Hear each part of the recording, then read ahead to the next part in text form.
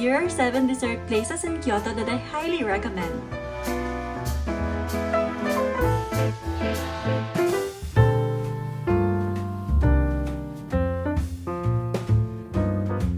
This dessert was served hot and fresh. The warabi mochi had a distinct slimy and super soft texture.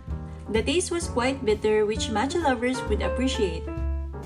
The black syrup, which was similar to toasted brown sugar, added a deep sweetness that balanced out the bitterness of the matcha.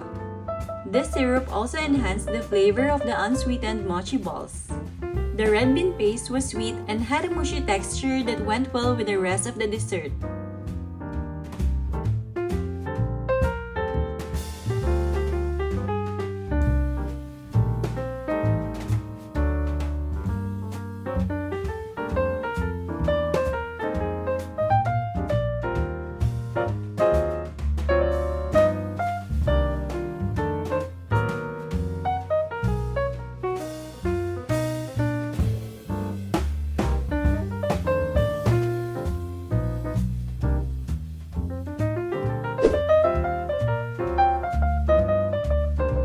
The pudding was very soft and creamy, and it simply just melts in your mouth. This dessert comes with a small, separate pack of sugar syrup. I love this because you can enjoy the pudding's natural flavor first and then adjust the sweetness according to your preference. Adding the syrup to the pudding gives it a beautifully balanced sweetness without overpowering the creaminess of the custard flavor.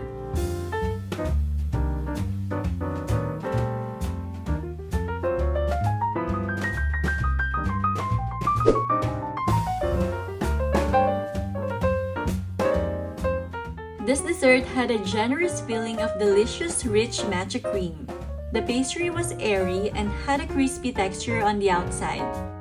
The matcha filling didn't have an overwhelming sweetness, which made me crave for more.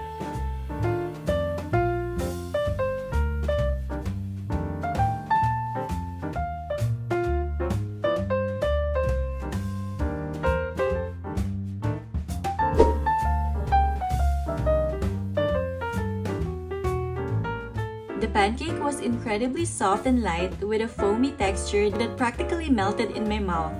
The flat layer on top had a soft, mochi-like texture which was interesting and unique. It was dusted with matcha powder, which added a subtle bitterness that balanced out the sweetness of the pancake. The vanilla soft-serve ice cream on the side was decent and contributed to the overall presentation of the dessert.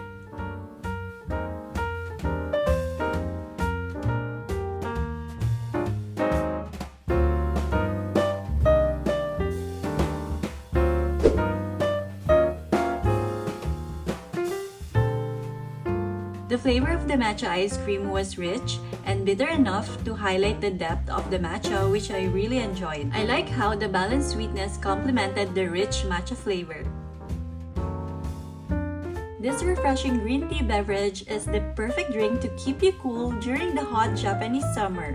The subtle sweetness brings out the bold green tea flavor. It was topped with their delicious matcha soft serve.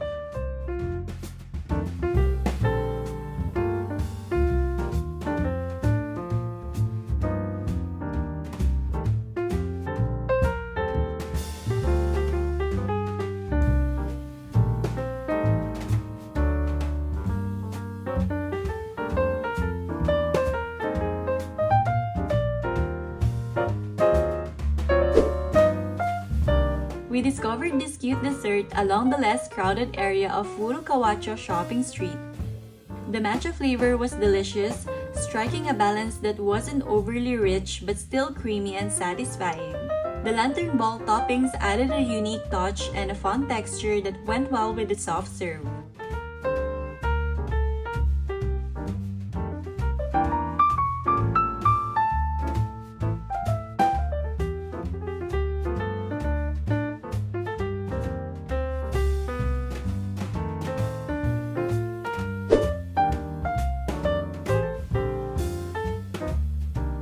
The treasure box was beautifully presented and each dessert was meticulously arranged.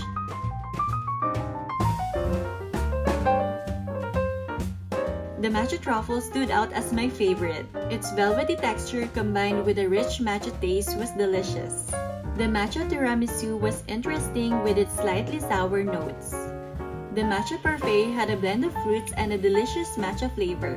The namafu, a wheat gluten confection, was paired exceptionally well with the sweet miso sauce. The sweet red bean paste also went well with the bland flavor of the mochi.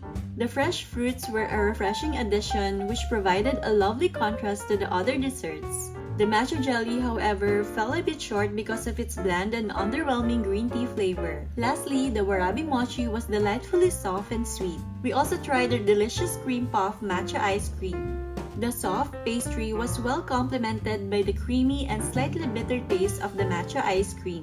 The sweet custard inside enhanced the overall taste of this dessert. Thanks for watching, and we'll see you on the next video.